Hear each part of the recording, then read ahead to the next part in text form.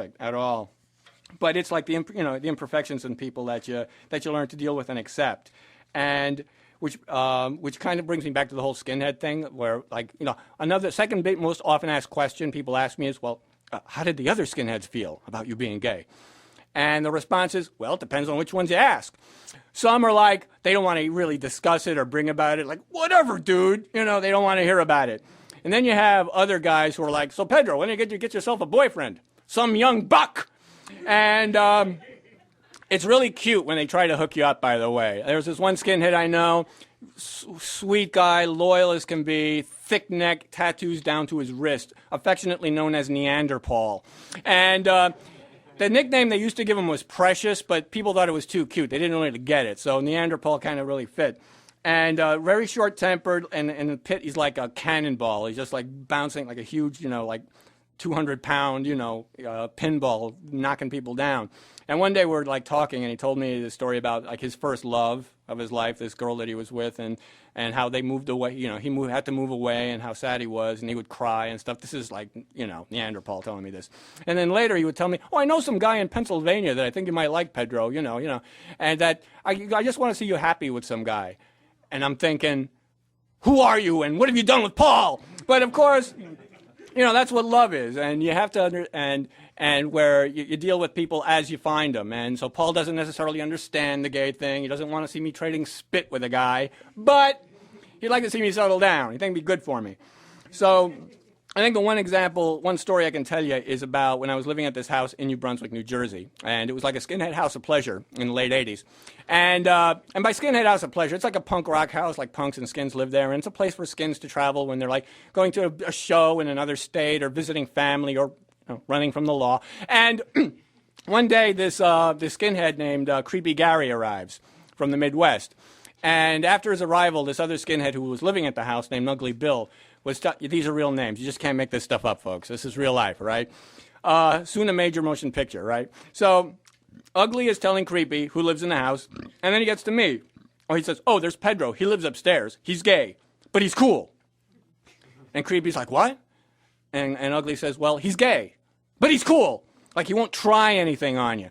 And so there you go. So one day I felt the funny vibe from Creepy. I'm walking down the street, and I feel if you're obviously a member of some minority, you know what the funny vibe is. In about 20 or 30 years, if you're like a heterosexual white male, you'll understand.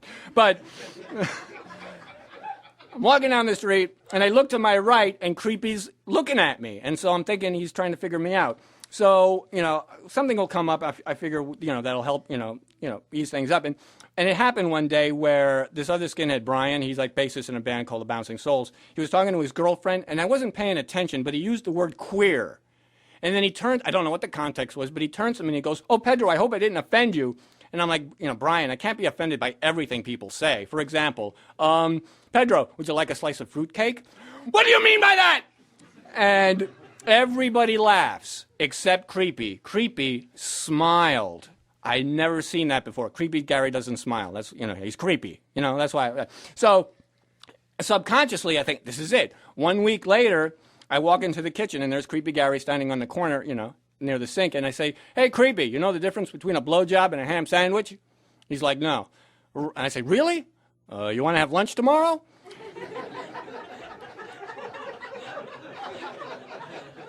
Everybody laughs. Creepy smiles. 1 week later, I walk downstairs. There's Creepy, and in walks Brian, and they walk up to each other, and they pound the tops of their fists together, which they learned because they were living in a predominantly black neighborhood, and that's the way the guys greet each other. What do you do when you're a white, middle-class skinhead? You move into a black neighborhood, of course. So they learn, and I'm like, wow, you guys do that too? And they look at me like, what? Well, that's a homosexual greeting. Gay guys do that whenever they meet each other on the street. And they're like, no, are you serious? And I'm thinking, man, I could milk this for about 2 or 3 months. Man, I can have so much fun with it. But I'm going to have mercy on that. I'm just joking around. That's not a homosexual greeting. And they pace across the kitchen floor a couple of times, rubbing their fists on their thighs, going, I didn't feel a thing. I didn't feel a thing. A couple of months later, I told the ham sandwich joke again to some other guy, and there was a skinhead there named Mike, and told the joke to Mike, and Gary is there, and ham sandwich blowjob joke. And Gary asked, "So Pedro, have you ever given a guy a blowjob?" And I was like, taken aback at first, but I answered, just being honest, well, yeah. And without missing a beat, Mike says, "Really? Can you teach women?" And at that point, I knew I had arrived. Everything's cool.